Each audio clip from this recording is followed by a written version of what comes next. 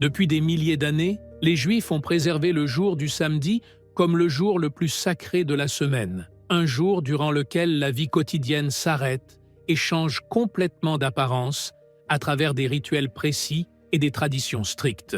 C'est un jour sacré où les magasins ferment, où les lumières s'éteignent et où toutes les formes de travail sont interdites, laissant place à un univers de rites qui mêlent adoration, spiritualité et tradition familiale. Mais derrière cet engagement rigoureux se cachent des détails étranges et des rituels uniques qui continuent d'être pratiqués jusqu'à aujourd'hui. Certains suscitent la curiosité, tandis que d'autres soulèvent des questions sur leurs origines et leur signification. Dans cette vidéo, nous allons plonger profondément dans les secrets du sabbat juif et suivre les racines religieuses et historiques de ce jour, afin de découvrir comment ces rituels se sont transformés en une partie inséparable de l'identité juive et pourquoi les Juifs continuent à les observer même à l'époque moderne. Depuis l'allumage des bougies au moment du coucher du soleil, jusqu'à l'abstention des tâches quotidiennes les plus simples, en passant par certains rituels encore plus étranges, comme la rédemption du premier âne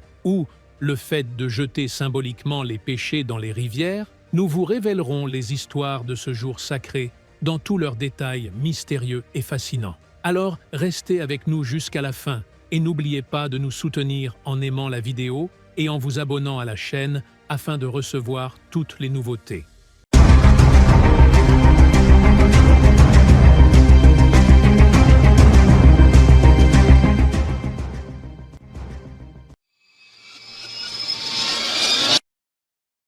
Le samedi est considéré comme l'un des jours les plus sacrés dans la religion juive, car il porte une sainteté particulière tirée de deux événements majeurs qui en font un symbole spirituel d'une grande importance. Le premier est son lien avec la création du monde, et le second est la descente des 10 commandements sur le prophète de Dieu, Moïse, que la paix soit sur lui. Dans la croyance juive, il est raconté que Dieu créa le monde en 6 jours, et que le 7e jour, qui est le samedi, il se reposa de son œuvre de création. Ce repos ne signifie pas la fatigue, mais il indique plutôt l'achèvement de l'œuvre divine et la perfection de la création. Cela fait du samedi un jour distinctif et une alliance sacrée entre Dieu et les enfants d'Israël, qui les distingue des autres nations. C'est pour cette raison que Dieu a béni le jour du samedi et l'a sanctifié afin qu'il devienne un jour de repos et d'adoration. En plus de son lien avec la création, le samedi est également considéré comme sacré parce que c'est le jour où les 10 commandements furent révélés au prophète de Dieu Moïse. Que la paix soit sur lui. Cet instant représente l'alliance entre Dieu et les enfants d'Israël, ainsi que l'établissement de leurs lois religieuses. Cet événement constitue la pierre angulaire de la croyance juive, car les 10 commandements sont considérés comme le fondement essentiel de la vie religieuse et juridique des Juifs. Sur la base de ces deux événements, la loi religieuse juive impose l'arrêt du travail le jour du samedi, car il est considéré comme un jour consacré au repos et à la contemplation spirituelle. Le mot « sabbat » en hébreu signifie « cesser de travailler », ce qui reflète exactement la philosophie de ce jour dans la croyance juive. Il est vu comme une occasion de renouvellement spirituel et de connexion profonde avec Dieu, durant laquelle les Juifs se détachent des occupations mondaines et se consacrent à l'adoration, à la méditation sur les enseignements de leur religion et à la réunion avec leur famille dans une atmosphère de tranquillité et de sainteté. Les cérémonies de célébration du jour du samedi dans la religion juive commencent le vendredi soir, plus précisément au moment du coucher du soleil, car ce moment est considéré comme le début sacré des célébrations du sabbat. Le premier rituel pratiqué est l'allumage des bougies. À cet instant, la maîtresse de maison allume 2 bougies, un acte qui se répète chaque semaine dans les différentes maisons juives. Ces bougies ne sont pas seulement une source de lumière, mais elles représentent également un symbole spirituel de paix et de sainteté qui entre dans la maison. Elles expriment aussi l'engagement de la famille envers le caractère sacré de ce jour. L'allumage des bougies est considéré comme le début d'une nouvelle période du temps, durant laquelle les croyants cessent leurs activités quotidiennes et se consacrent à l'adoration et au repos. Cet acte est accompagné de nombreuses invocations et prières qui sont récitées afin de bénir la famille et d'invoquer la bénédiction divine sur les travaux et les activités qu'ils accomplissent tout au long de la semaine. Ces prières comprennent également un rappel de la sainteté de ce jour et sont considérées comme une invitation à la paix intérieure et extérieure. Les fidèles rappellent dans leur cœur les bienfaits de Dieu et le remercient pour les bénédictions de la vie. Dans la religion juive, le jour du samedi est considéré comme une occasion religieuse importante durant laquelle un ensemble de rituels est pratiqué, que ce soit dans les synagogues ou dans les maisons. Historiquement, les synagogues ne faisaient pas partie de la religion juive à ses débuts. Elles furent établies à des périodes plus tardives de l'histoire juive. Leur utilisation commença vers le IVe siècle avant Jésus-Christ, sous la domination grecque. Aujourd'hui, les synagogues sont considérées comme un centre principal pour l'accomplissement des rites du sabbat dans la plupart des communautés juives. La célébration de ce jour commence le vendredi soir. Malgré l'importance de la prière durant cette journée, son accomplissement ne nécessite pas obligatoirement la présence d'un rabbin, car n'importe quelle personne peut la diriger.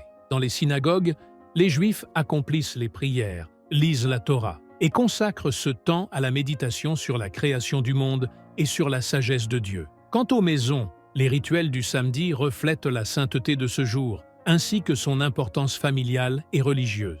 Les rituels commencent le vendredi soir, lorsque le chef de famille récite des invocations particulières sur les membres de sa famille, et qu'une partie du livre de la Genèse est lue, celle qui raconte l'histoire de la création. Ces invocations ont pour objectif de rappeler à la famille la sainteté du sabbat et contribuent également à créer une atmosphère de communication spirituelle entre les membres du foyer. Après les invocations, on consomme du vin et du pain, qui constituent deux éléments essentiels des rituels du sabbat. Le chef de famille bénit la coupe de vin et prononce le nom de Dieu au-dessus avant de la présenter à la famille. On dit que le vin représente la bénédiction et la grâce, tandis que le pain symbolise la vie et l'esprit. Une prière particulière est également récitée sur les pains, ce qui relie la famille à son héritage religieux et renforce les valeurs spirituelles associées à ce jour. L'abstention de travail est l'un des rituels les plus importants du sabbat. Il est interdit aux Juifs d'accomplir tout travail professionnel ou mondain, y compris la cuisine ou l'écriture. Le samedi est considéré comme un jour de repos et de joie qui offre l'occasion de se consacrer à l'adoration et à la méditation, loin des pressions de la vie quotidienne. Cette abstention du travail représente un relâchement spirituel et un éloignement des préoccupations du monde matériel, ce qui renforce la sainteté de ce jour. La calotte appelée kippa est considérée comme l'un des symboles religieux les plus importants portés par les hommes juifs pratiquants, en particulier le jour du samedi. Cette petite calotte est vue comme un signe de piété et d'engagement de la personne envers les règles de la loi religieuse juive, ainsi que comme un symbole de la position religieuse et spirituelle élevée de celui qui la porte. Bien que la kippa ne soit pas un acte d'adoration en soi, elle est utilisée comme une expression symbolique du respect des Juifs envers la présence de Dieu dans leur vie. Elle sert aussi à affirmer que l'être humain, quel qu'il soit, doit toujours rester humble devant le Créateur. Ainsi, le port de la kippa est considéré comme un rappel constant pour le croyant de la présence de Dieu, ce que les Juifs voient comme faisant partie du maintien d'une identité religieuse claire et distincte. Il est également intéressant de noter que les lois liées au port de la kippa peuvent varier d'une communauté juive à une autre. Dans certaines communautés, il est exigé des jeunes hommes pratiquants de porter la kippa en permanence, tandis que dans d'autres cas, il peut être permis aux enfants ou aux personnes non mariées de ne pas la porter. Même si ces pratiques peuvent sembler simples en apparence, elles constituent néanmoins une partie de la manière dont les Juifs appliquent les règles de leur religion et confirment leur engagement envers les principes spirituels auxquels la religion juive croit. Dans la religion juive, les images et les statues sont considérés comme des interdits, selon une interprétation religieuse stricte des commandements mentionnés dans la Torah. Ces interdictions se fondent en particulier sur des textes qui rejettent la représentation des êtres vivants et ces textes sont considérés comme un élément essentiel pour préserver la sainteté de la croyance juive. Dans les écrits religieux, il est interdit de fabriquer des statues ou des images représentant des êtres humains ou des animaux, car cela est considéré comme une atteinte au principe religieux fondamental qui interdit de représenter ce que Dieu a créé. Cette interprétation vise à éviter l'idolâtrie ou l'attachement excessif aux apparences matérielles. Ainsi, il est interdit de consacrer des images ou des statues à un quelconque être vivant, car cela pourrait conduire à lui accorder une vénération excessive.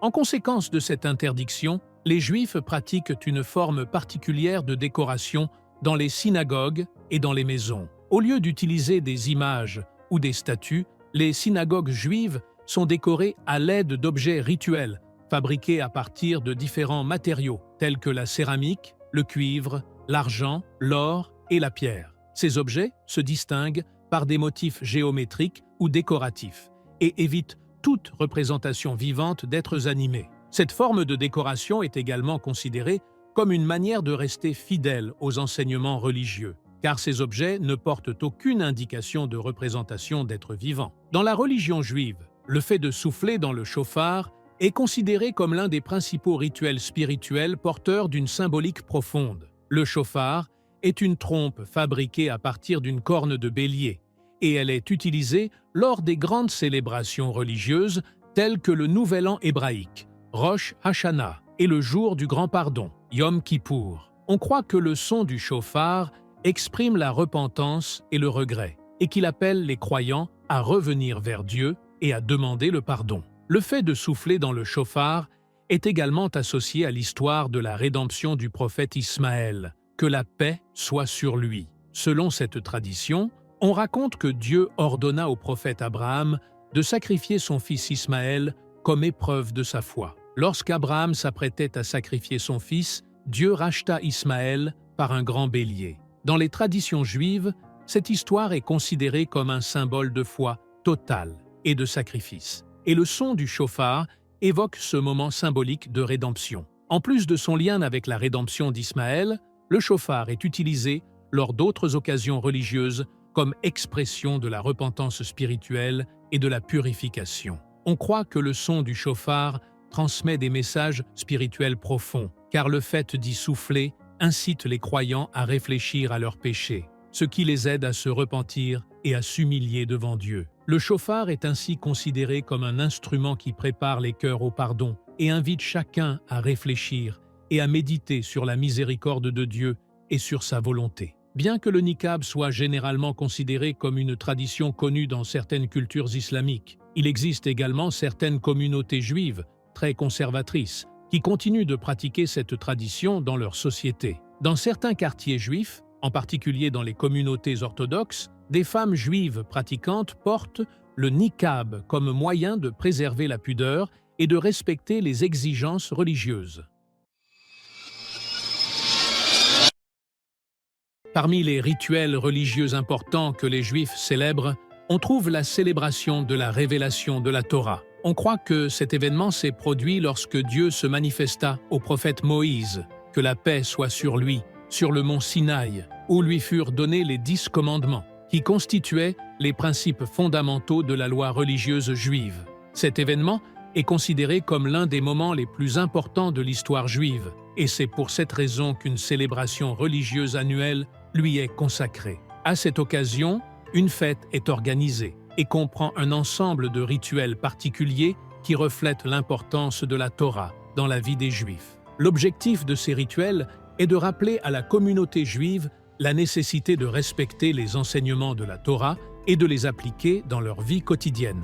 La célébration comprend la récitation de passages de la Torah ainsi que la réalisation de prières qui renforcent le lien spirituel entre les croyants et leurs enseignements religieux. Parmi les rituels juifs les plus étranges liés à la mort, on trouve une pratique singulière qui consiste à descendre dans la tombe et à dormir à côté du défunt pendant une certaine période de temps. On croit que ce rituel porte des significations spirituelles profondes. Il est considéré comme un acte qui pourrait prolonger la vie de la personne qui l'accomplit et renforcer sa spiritualité. Selon certaines croyances juives traditionnelles, la personne qui pratique ce rituel pense que sa présence à côté du corps qui a quitté la vie peut contribuer à purifier son âme et à élever son niveau de piété. Cette pratique reflète également la manière dont certains juifs perçoivent la mort d'une façon différente de celle de nombreuses autres cultures. Cet acte est considéré comme faisant partie des rituels d'expiation spirituelle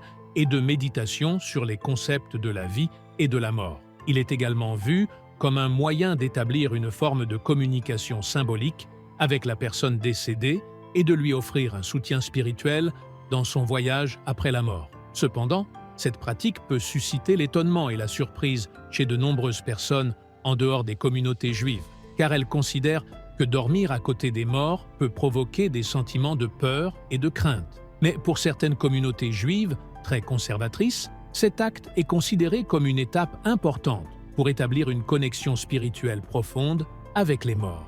Il représente également une forme d'expiation ou de purification spirituelle. Bien que ce rituel soit l'un des moins connus dans la religion juive, il continue néanmoins d'être pratiqué dans certains milieux religieux très stricts.